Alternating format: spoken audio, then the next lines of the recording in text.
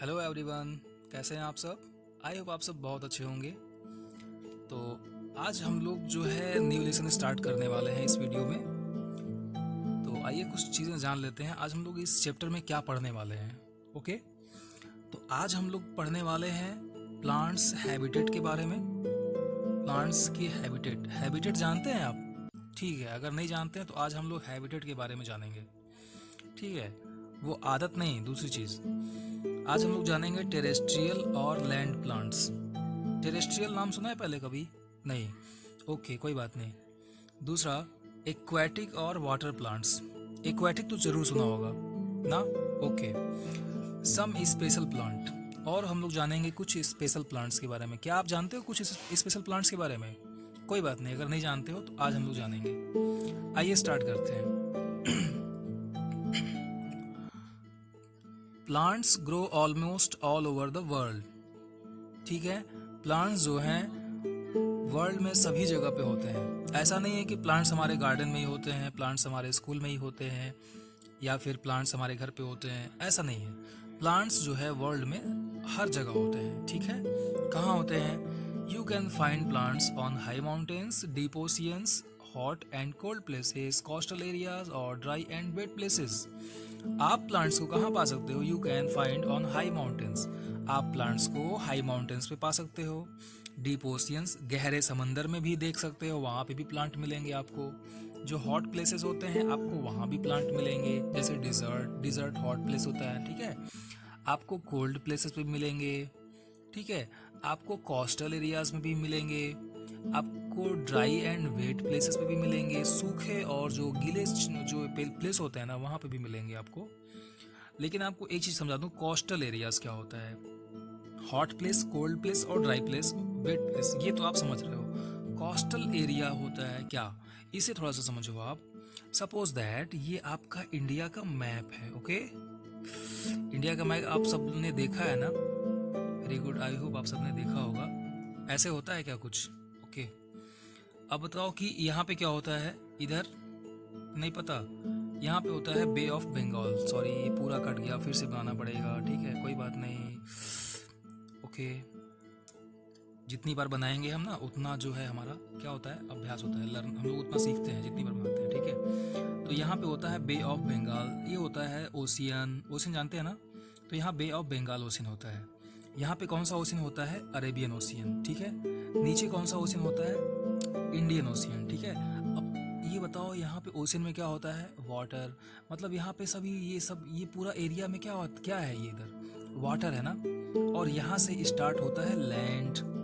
ठीक है, तो यानी कि ये जो किनारे वाली जो एरिया है ना, ये पानी के नजदीक होगी, है ना?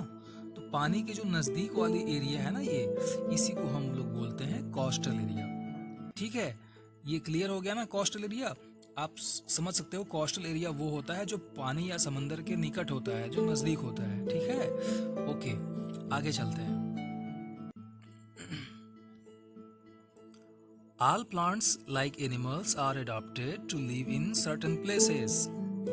सभी प्लांट्स और सभी एनिमल्स जो होते हैं ना वो एडॉप्टेड होते हैं to live in a certain places. वो किसी पर्सनल सर्टेन प्लेसेस मतलब किसी निश्चित एरिया में रहने के एडॉप्टेड होते हैं। मतलब आप ये कह सकते हो कि मतलब उनके अंदर एक स्पेशल क्वालिटी होती है कि वो किसी पर्सनल एरिया, किसी एक ही प्लेस पे वो रह सकते हैं, दूसरे प्लेस पे वो नहीं रह सकते हैं। जैसे कि फिश जो है वाटर में ही रहती है, अगर आप उसको वाटर से बाहर निकालोगे तो क्या होगा?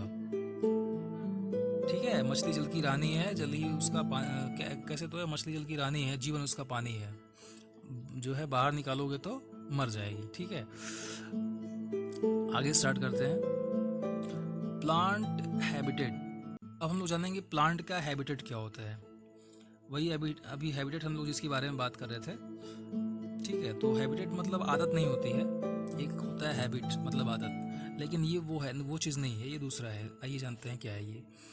The natural surroundings in which a plant grows और an animal live is called its habitat. Okay, natural surrounding मतलब प्रकृति ने जो बनाया है, जो नेचुरल सराउंडिंग होता है, जो हमारे आसपास की एरिया होती है, इन विच ए प्लांट ग्रो, जहाँ पे कोई प्लांट ग्रो करता है या कोई एनिमल ग्रो करता है, उसी को हम लोग क्या बोलते हैं, हैबिटेट बोलते हैं। जैसे कोई फिश है, वो फिश जो है ना वो कहाँ ग्रो करेगी बताओ? पानी में ग्रो करेगी ना, वाटर में ग्रो करेगी।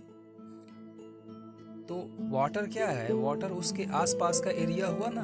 अगर मैं आपसे पूछूं कि बताओ फिश का सराउंडिंग एरिया क्या है, तो आप क्या बताओगे? जो है आप बताओगे कि फिश का जो सराउंडिंग एरिया है वो वाटर ही है ना, ठीक है। तो वही उसका हैबिटेट कहलाएगा। अगर मैं आपसे पूछूं कि बताओ भाई लायन का सराउंडिंग एरिया कहाँ है, तो क्या बोलोगे? मार्केट? नहीं, लायन का सराउंडिंग एरिया क्या होगा? जंगल, फॉरेस्ट। तो अगर मैं आपसे पूछूं कि फिर बताओ लायन का हैबिटेट क्या हुआ, तो लायन का हैबिटेट तो भैया फॉरेस्ट ही होगा, ठीक है। तो हैबिटेट समझ में आया ना? अब थोड़ा सा यहाँ पे देखो, समझ लेते हैं। फॉर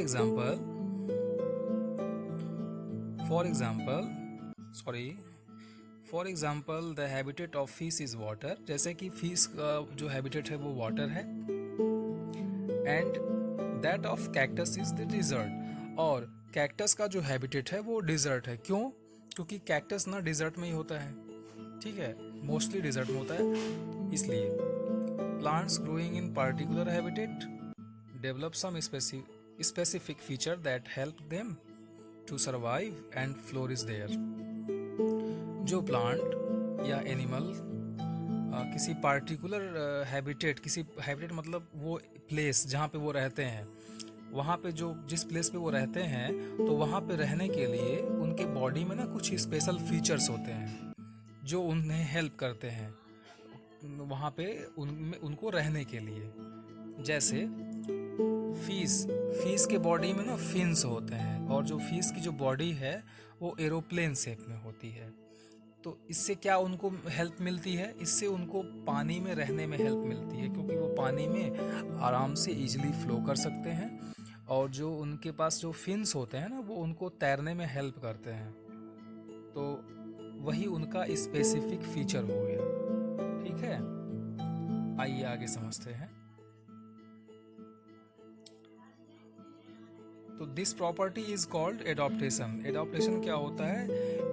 उस प्रॉपर्टी को एडॉप्टेशन बोलते हैं जो प्रॉपर्टी एनिमल्स में पाई जाती है या प्लांट्स में पाई जाती है, ताकि वो उस जगह पे इजीली रह सके, ठीक है। अगर मैं आपसे कहूँ भाई फिश का जो एडॉप्टेशन है वो बताओ, तो फिश का एडॉप्टेशन क्या होगा? फिन्स, क्योंकि फिन्स ही जो है वो बॉडी हेल्प करती है फिश को वाटर में रहने के लिए। तो फिश का एडॉप्टेशन हो गया फिन्स। अगर मैं आपसे कहूँ बर्ड का एडॉप्टेशन क्या होगा, तो बर्ड का एडॉप्टेशन हो गया उनका फीदर, क्योंकि फीदर को उनको हेल्प करता है उड़ने में, फ्लाई करने में, ठीक है। आगे चलते हैं। ये देखो यहाँ पे कुछ जो है हैबिटेट्स दिए गए हैं। जैसे ये जो डक है ना, ये पानी में रहता है, तो इसका हैबिटेट क्या हो गया? वाटर। लोटस वाटर में रहता है, तो लोटस का हैबिटेट क्या हुआ? वाटर। और यहाँ पे और देखो कुछ एनिमल्स पाए जाते हैं, जैसे रैबिट, गोट एंड ये काऊ। इनका हैबिटेट क्या होगा? इनका हैबिटेट हो गया लैंड, क्योंकि वो लैंड पे रहते हैं, ठीक है ना। तो इस तरह से आगे समझते हैं। On the basis of habitats, all plants can be broadly divided into two types. अब हैबिटेट के बेस पे सभी प्लांट्स को हम क्या कर सकते हैं? दो पार्ट्स में डिवाइड करते हैं। किसके बेस पे? हैबिटेट के बेस पे, ठीक है। कौन कौन से पार्ट में? पहला टेरेस्ट्रियल और लैंड प्लांट, वो प्लांट जो लैंड पे होते हैं, और दूसरा वो प्लांट जो वाटर में होते हैं। तो जो प्लांट वाटर में होते हैं उसे हम क्या बोलते हैं? Aquatic plant. और जो एनिमल लैंड पे होते हैं उसे हम क्या बोलते हैं? टेरेस्ट्रियल प्लांट, ठीक है। अच्छा, ओके।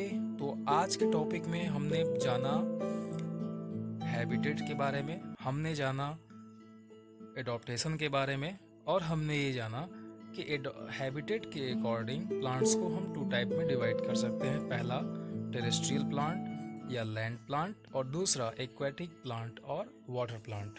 ओके, तो आज की टॉपिक को हम लोग यहीं पे क्लोज करते हैं और इससे रिलेटेड जो भी मैं क्वेश्चन देने वाला हूँ उसे आपको रिप्लाई करना है।